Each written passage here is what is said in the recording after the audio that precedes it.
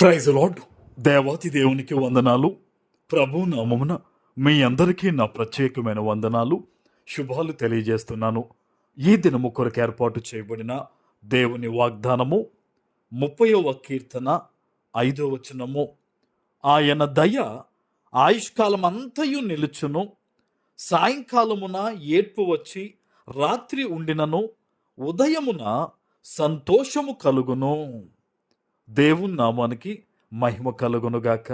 ఈ ఉదయకాల సమయంలో సర్వ సృష్టికర్త అయిన నీ తండ్రి నిన్ను ఆశీర్వదించి గొప్ప వాగ్దానాన్ని నీకు అందిస్తూ ఉన్నారు. హల్లెలూయా. ఈ ఉదయము నీకేం కలగబోతుందంటే గొప్ప సంతోషము నీకు కలగబోతూ ఉంది. ఆమేన్. దేవుడు చెప్తూ ఉన్నారు, నీ జీవితంలో గతించిన రాత్రి నువ్వు దుఃఖపడుతూ ఉన్నావేమో, ఏడుస్తూ ఉన్నావేమో.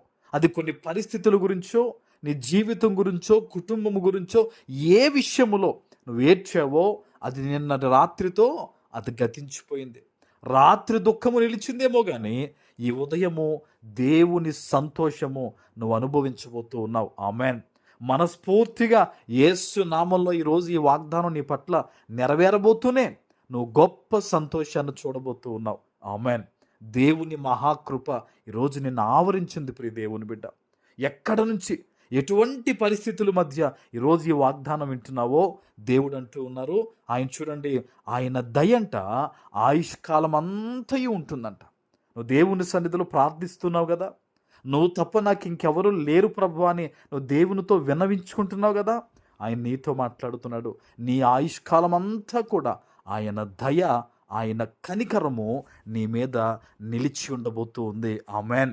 ఇది మనుషులు వచ్చే మాట కాదండి, సజీవమైన దేవుని వాగ్దానం ఇది.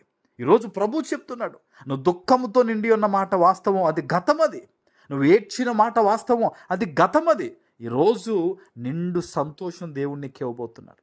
ఏ విషయంలో అయితే నువ్వు దుఃఖపడుతూ కన్నీరు విడిచావో ఆ పరిస్థితులన్నిటినీ కూడా దేవుడు తన ఆధీనంలోకి తీసుకోబోతూ ఉన్నాడు. ఆమేన్.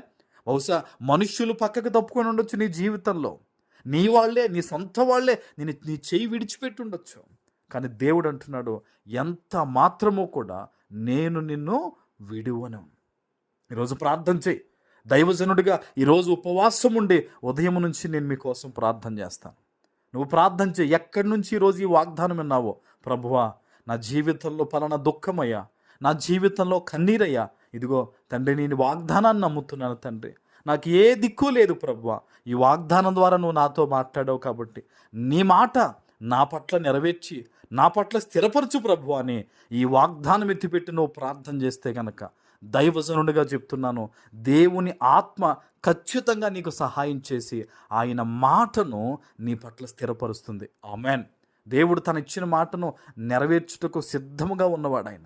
మనుష్యులు ఇచ్చిన మాట తప్పుతారేమో కానీ దేవుడు ఇచ్చిన మాట తప్పుడు. ఈరోజు ఏ విషయంలో తెల్లవారుతూ ఉండగానే దేవుని పాదాలు పట్టుకున్నావో నీ తండ్రి నీతో చెప్తున్నాడు, ఏడ్పు గతించింది, దుఃఖము గతించిపోయింది నిన్న రాత్రి, ఇదిగో ఉదయమున సంతోషము కలుగుతుంది నీకు. ఆమేన్. ఏమాత్రం భయపడొద్దు, విశ్వాసముంచు, దేవుని కార్యాలను చూడబోతూ ఉన్నావు. ఆమేన్. ప్రార్థన చేసుకుందాం. పరిశుద్ధుడా, ప్రేమ కలిగిన తండ్రి, మీకు వందనాలు. ఈ ఉదయకాల సమయంలో మీరిచ్చిన ఈ గొప్ప వాగ్దానము ప్రతి బిడ్డ జీవితంలో నెరవేర్చి స్థిరపరచమని యేసు నామమున ప్రార్థిస్తున్నాను తండ్రి. ఆమేన్.